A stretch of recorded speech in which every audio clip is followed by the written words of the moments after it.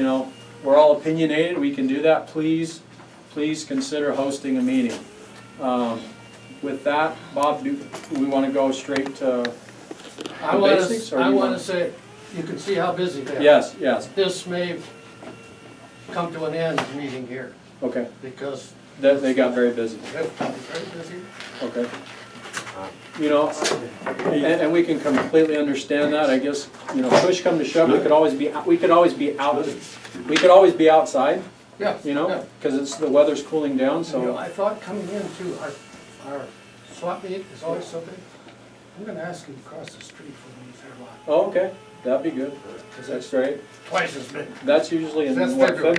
And in my toolmaker apprentice, I worked for General Electric, and in the tool room we heat treated various types of materials and stuff for the jobs that we had on the floor. And usually what that means is that you would select your tool steels for the things that you were, for the tools and things that you were making for production.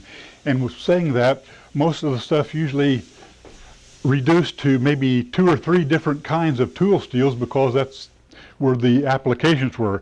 And we bought all of our tool steel from Carpenter Steel, and they have a maze here that shows, you know, how you can select your tool steels based on hardness, toughness, so on and so forth. But basically we reduced it down to the general purpose one, which was Stenner, and Vega, which is would hold its tolerances after heat treat, but there were different. You can purchase these locks and things like this from muzzleloading shops and things like that. Here are some of the things that you normally have to harden in making locks or restoring things: the frizzen, the springs, the frizzen spring, and also there's a tumbler in here and a sear. And most of those things, as I could. The most important thing though was that I remembered by doing it by hand. I don't have an oven to do this, so now then I use a torch to do it. And in doing so, they've changed or related temperatures to color. If you're colorblind, you're in trouble.